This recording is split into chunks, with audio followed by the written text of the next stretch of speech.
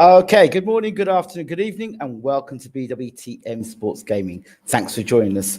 Another video we've got here with you talking about Tank Davis, Gervonta Davis versus Romero. And I've said before this fight was even announced that this guy, Romero, really was not ready to face Tank Davis. He never would have been ready to face Tank Davis, and he was an accident about to happen, you know? But before we actually get into the fight itself, I want to take us back because we knew before the fight with Romero that he was a very emotional young man. We also knew that Romero defensively would ship shots. He would take shots. He had no defense, and he put himself in lots of awkward positions to get hit and to get hurt and to get knocked out. Coming in, the fight itself was going to be explosive because of his mentality. He had what I call a caveman style. Romero was a perfect example of what happens when boxing science meets caveman tactics. When you fight a guy like Gervonta Davis, who hits like Mike Tyson, but moves like, I would say, a la a Floyd-esque, a southpaw version of Floyd Mayweather. And that's giving Gervonta Davis a lot of kudos there. But there are a lot of people, they say fight like Floyd, but they can't do what Floyd does. The knockout that Gervonta Davis scored against Romero was very similar to the way Floyd knocked out Ricky Hatton. And he set that knockout out before the fight. He set it up before the fight. Floyd Mayweather is like a matador to a bull. Floyd Mayweather, and this is something that a lot of boxing fans, fanatics, I would say, and boxing journalists don't pick up. Floyd would wind you up outside the ring. Floyd would wind you up. Floyd would say things about you, and Floyd would dismiss you as if you were nobody and you were nothing. And fighters would get mad by it. Absolutely upset. Who's this guy telling me I'm going to beat him up? I'm going to punch him up. I'm going to do this. I'm going to do that. And all the while, Floyd is studying you. Floyd is studying you. Floyd is watching you. He's watching everything that you do and how you behave and how your mental approaches to the sport. He studies you. He studies your patterns, the punches you throw, the way, even the way you come into the ring. Floyd has studied that. Don't ever think for 1 second that Floyd Mayweather doesn't study that. Don't ever think for 1 second. Floyd studies everything, but then he'll distract you. He'll do videos where you see him going out and eating, trying to eat fast food and the bling bling. But Floyd's studying you. Floyd is studying you like a surgeon. That's how Floyd studies you. And regardless of the bling bling of Gervonta Davis, he's got a really good student there in Gervonta Davis. Because despite the slow start, and I haven't been able to see the first 5 rounds of the fight, but when the opponent is dumb enough to come out and tell you, I'm going to knock him out in the first round, if you decide to engage in a firefight with something like that early in the fight, when they've got all the energy and they're on fire and they're coming for you, that's just lacking experience. When you're experienced now, you think, okay, this guy's going to come flying out the traps, right? I need to be aware. I haven't watched the first 5 rounds, so I have to be cool. I have to be careful. I don't want to get caught with anything stupid. Okay, I'm a far better boxer than this guy.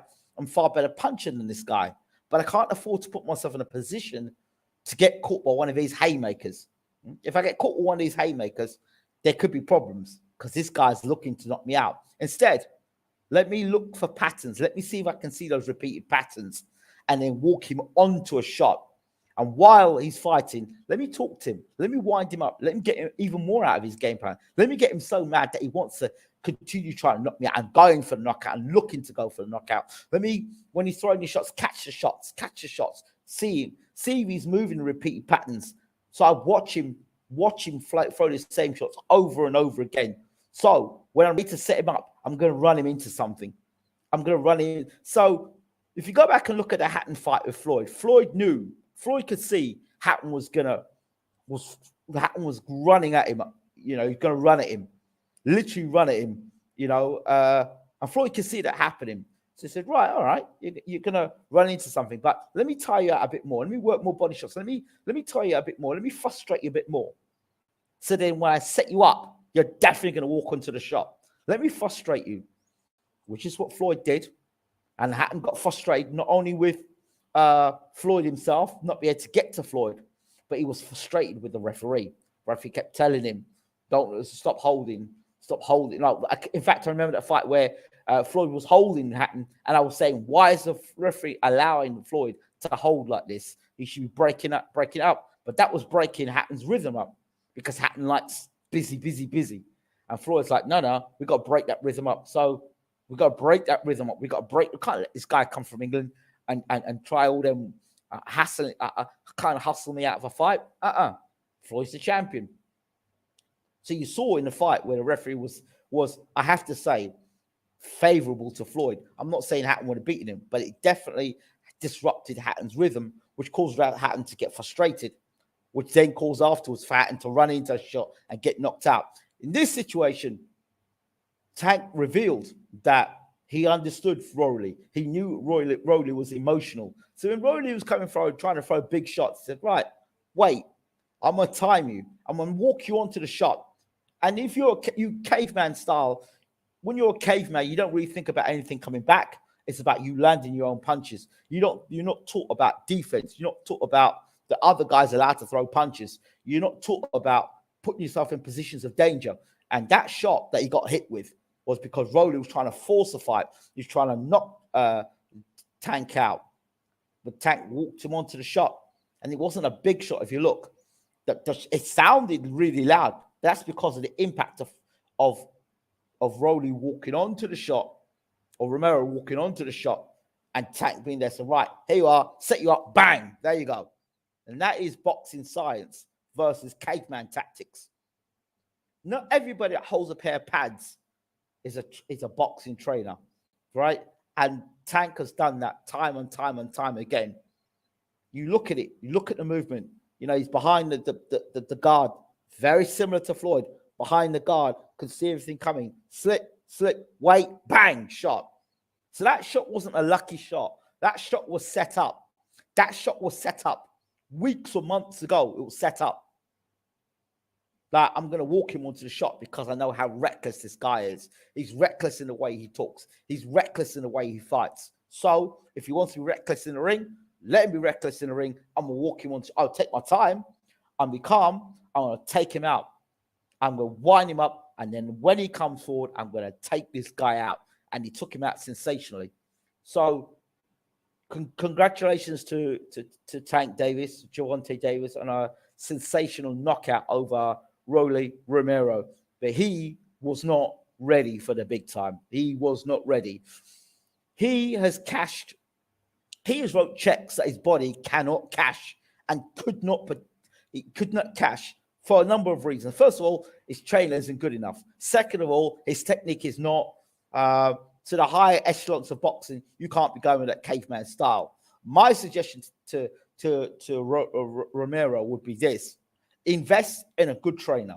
B, invest more time in your boxing technique and spend less time trashing people. Spend more time. You might end up being actually a half-decent champion or a half-decent fighter, instead of investing your time and energy in talking rubbish, investing your energy and time and being emotional, and then making a clown of yourself and your team. Not everybody holds a pair of pads as a trainer, and that what he was doing out there. I can't even believe Ryan Garcia was betting against Tank Davis. I can't believe it. The only reason why I think Garcia was doing it is because he was hoping and praying. But you can't come out with them kind of tactics, them kind of caveman tactics, and expect someone like as experienced as Gervonta Davis was to walk onto shots and get knocked out in the first round with that sort of style. No chance.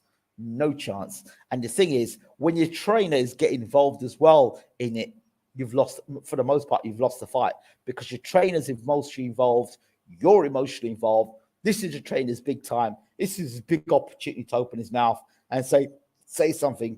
So he's engaged in argument. You're engaged in argument. You've lost the fight.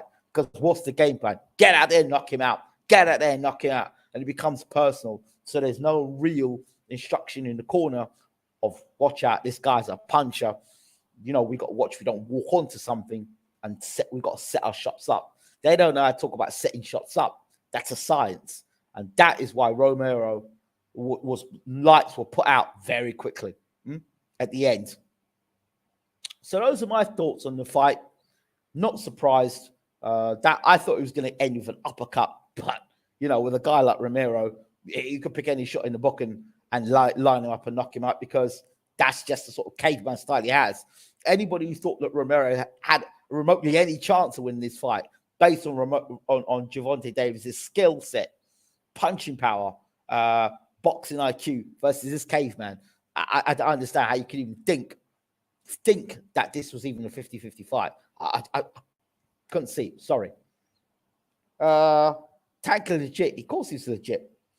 The fight was insane, but it also showed that a 27-year-old Mayweather Promotions has not developed him as it should be. Haney has been moved along well, fighting for undisputed MP held Tank back. Listen, I don't agree with Tank being held back. I think Tank has been well managed. I disagree with you there. I think he's been well managed. I think Deontay Wilder has been well managed. If you were to stick Davis in the way boxing fans, not people who understand boxing management, will stuck Davis in, Davis has probably gotten beaten already. It's about managing fighters, getting the best at the fighter that you have, and making the most money out of that fighter. And I think he's been managed very nicely up to this point. I also think that Haney's in problems with this fight against Kambosos. I think that he's been set up good and proper, and I think he's going to get knocked out. I don't think he's ready for Kambosos. I've seen fights like this set up over and over again. Take him out to Australia, you know, without their camp, without their team, without his father out there. And Haney's just not ready. His defense is not ready. He's been shaken up and rocked by guys that, you know, I just don't think he's good enough. Personally, I think that Haney's decent, but he's not good enough, in my personal opinion. I hope Haney proves me completely wrong, but I only see Kambosos knocking him out. You know, I do. I think that the fight is set up perfectly for Kambosos. Now that Davis is out of Mayweather's shadow, he can move forward, develop further, and get the fights necessary to take advantage of his prime and avoid being Broner 2.0. Well, again, I have to disagree with you there. Adrian Broner's problem was very different. And this is from people I know on the inside. I've actually physically met and spoken to. Adrian Broner's problem is that he was lazy and he ate himself out of the division, much like Riddick Bowe. Adrian Broner had problems beforehand. Adrian Broner, when he was in the lightweight division, right, what Adrian Broner would do is that if you watch his style well, he had physical attributes, punching power, strength, size against a lot of these opponents. So he would sit back in fights, and when he was ready, he'd let his hands go and he'd get these guys out of there. But when he moved up in weight against guys that were physically bigger, stronger, longer, right, he couldn't use the same tactics because when he did those things, those guys would bully him, which you saw against Marcus Maidana, and he couldn't do those things against bigger, stronger welterweights. Okay, so Broner had problems because physically his style and the way he fought was a lazy style. It was a lazy style. And then he ate himself out of the division. So he didn't want to put the work in. And that is what happened with Adrian Broner. That's got nothing to do with Tank Davis. Tank Davis could have been that way, but I think he's been mentored, and I think he's been spoken to, because Tank looked like he was going to end being another Adrian Broner, but somebody's taken him aside, obviously, and spoken to him. And I feel that has been a difference between him and Adrian Broner. Him leaving Mayweather Promotions, yeah, maybe. I think now the time maybe is for him to move from Mayweather Promotions, because I think he's graduated. I think he's graduated. Why do you want to be giving X amount of money to this person when you could be keeping the money for yourself? I get it. So about him trying to capitalize on making the most money he can, yep, he can do that. But I still think he needs advisors to take the right fights. He wants to take control of his career, but he needs to take the right fights at the right time. So you can be thinking about taking the right fights in your career, but it might be the wrong time to take those fights. So yes, surely I think now he's ready to take on the winner of Kambosos and Haney, because I think he knocks both of them out. I think he knocks both of them out personally. I think he's ready for that now. He's ready for that kind of heat, because he's had the testing fights along the way. He's had the testing fights along the way to be now a genuine champion, which I've always thought he needed testing. He's been tested. He's been in tough fights. He's had to come back in fights. He's had difficult moments in fights. He's done all the things to graduate now to say, yeah, this guy's a bona fide champion. This guy's legit. And I didn't need Romero to justify him being legit. He was legit before the Romero fight. Romero was just a reminder that he's legit. Yeah, you can't come in against a caveman with caveman tactics against a legit fighter. Can't do that. Can't do it. You're going to get schooled, well schooled. And that's what happened. So how long do you believe before Davis should go for undisputed? Like I've just answered that question. Yeah, he does. He hits like Mike Tyson. The thing is, Davis hits like Mike Tyson. Yeah.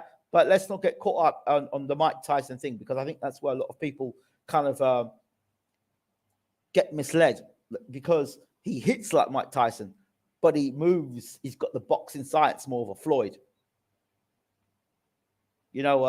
Mike would come at you that way. And Gervonta Davis is more like a guy who lets you hunt him and then puts it on you. He's the kind of guy that lets you bring your energy to him, let you throw what you got, and then as you're throwing what you got, he's going to throw back at you.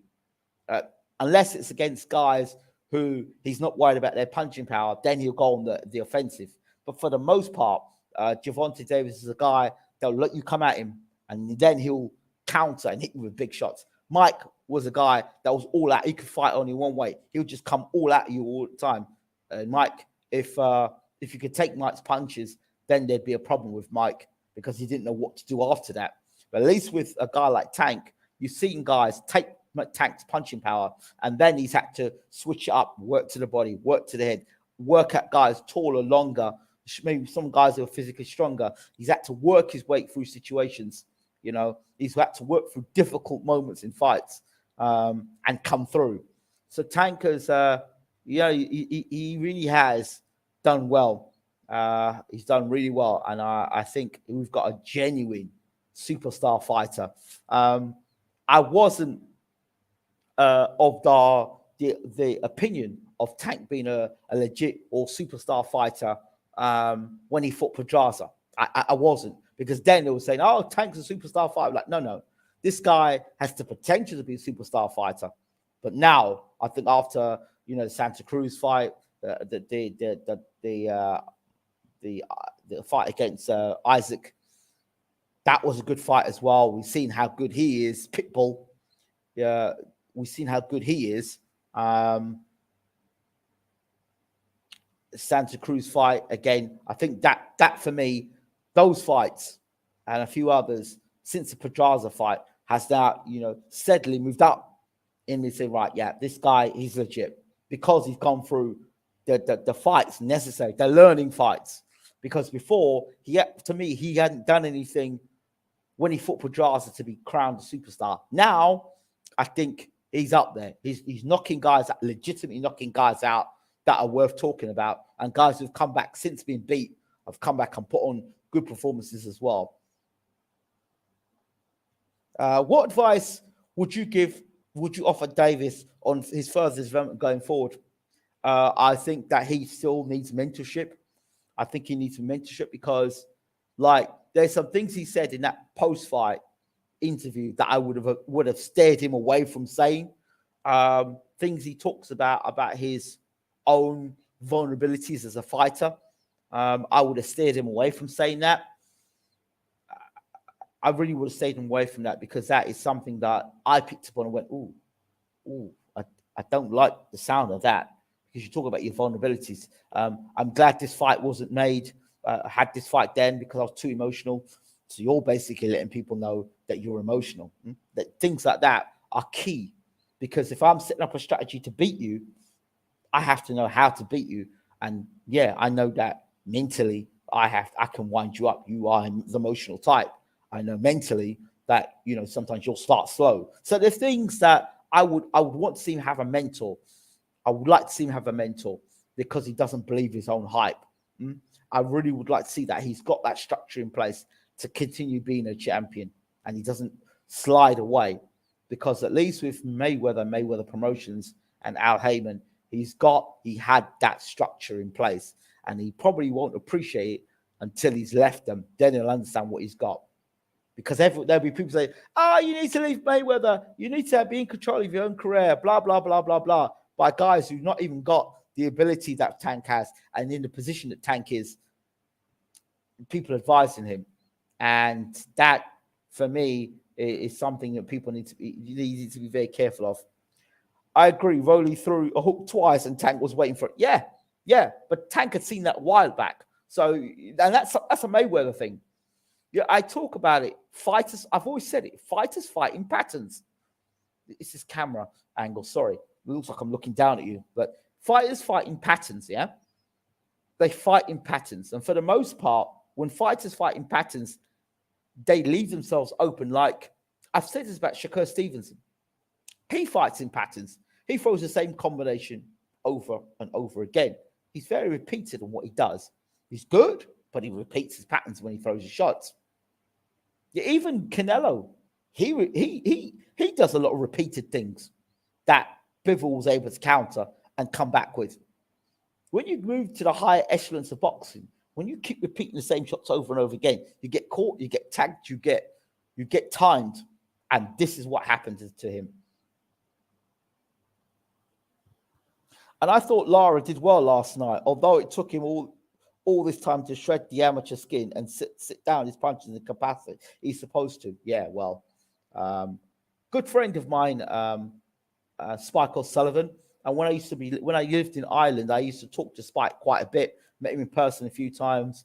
A nice, real nice guy. Talked to him on the phone a few times. Did a lot of interviews with him. Nice guy. It's a shame now that he's going down the journeyman route, but that is what it is now, and that's how you make your money. So that's what it is. The gun comment was a genuine slip by a young guy. I respect Jim Gray for steering him through that. People genuinely like Jank. I didn't think he meant what he meant about ammunition.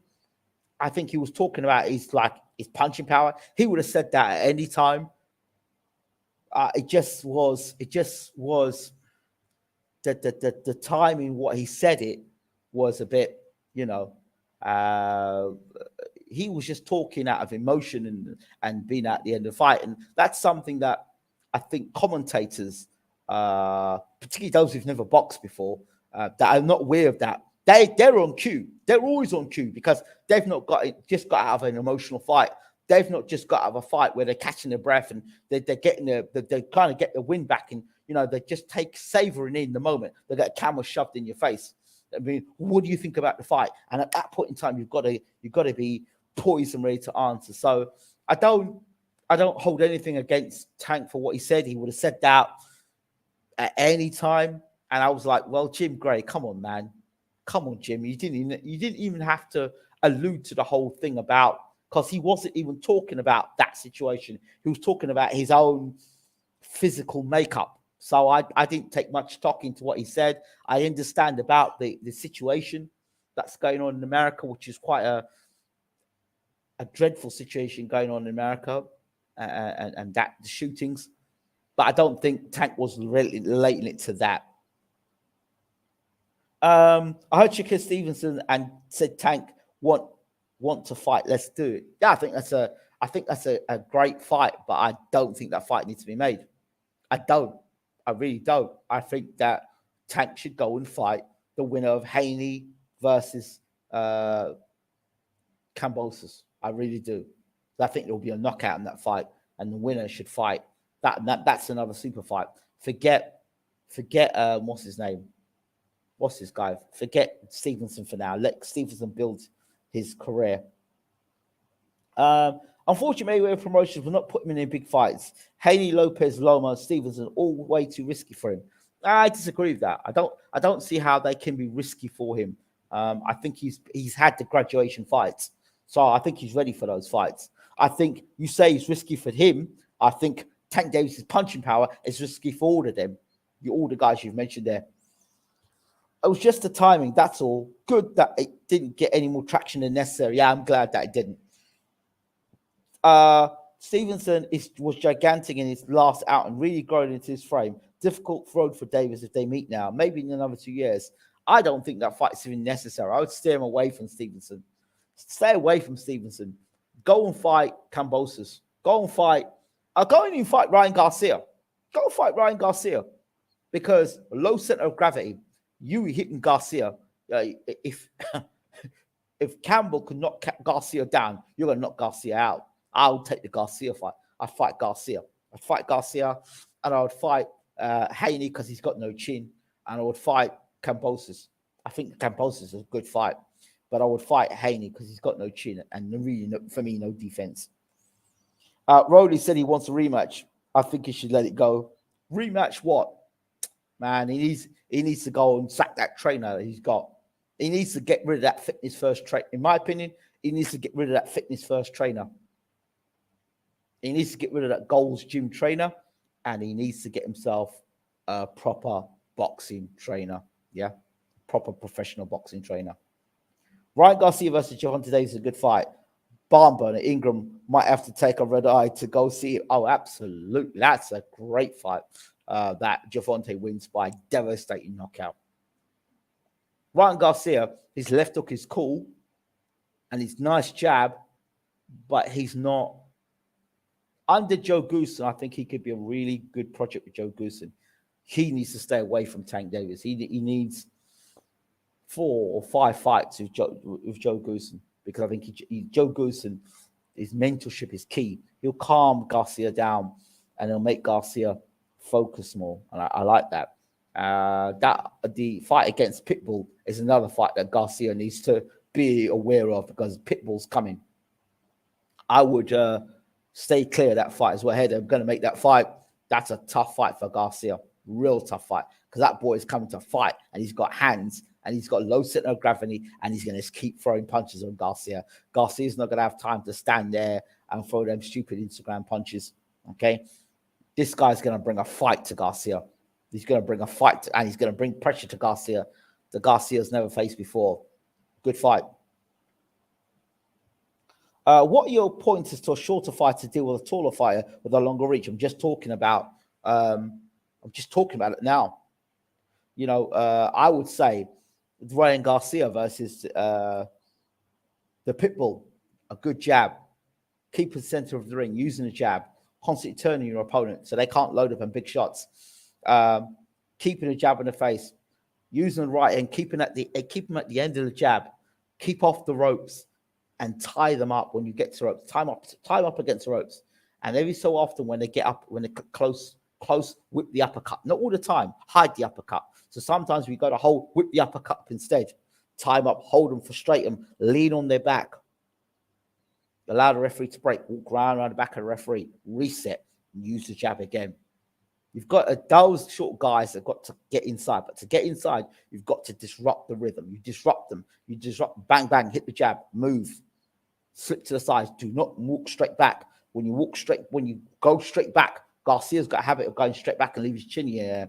When you go straight back and your back is against the ropes, then you concede your space, and then it becomes a fight for the shorter fighter. So you've got to stay off the ropes. You've got to stay center of the ring for as much as possible. And when you're on the ropes, you're tying up. Do not allow him to get on the ropes. Stay off the ropes. You keep the fight in the center of the ring. Those would be my pointers. Yes, he would get slipped by Pitbull. Absolutely. It's a dangerous fight. But that fight, if he were to stop Pitbull or he were to beat Pitbull, for me, that's a coming of age fight for Ryan Garcia. That's when I know that Ryan Garcia is legit. I don't know what the hell Campbell was doing that night. Again, signing autographs. So, yeah. Thank you all so much for watching. I've got to disappear. I've got to go and do some coaching. But thank you all so much for watching. Please do keep watching BWTM Sports Gaming. Please do watch the other videos that I post on the channel with my new channel that is on the playlist. To check it out. Let me just very quickly remind you of my channel. Get across the channel and subscribe.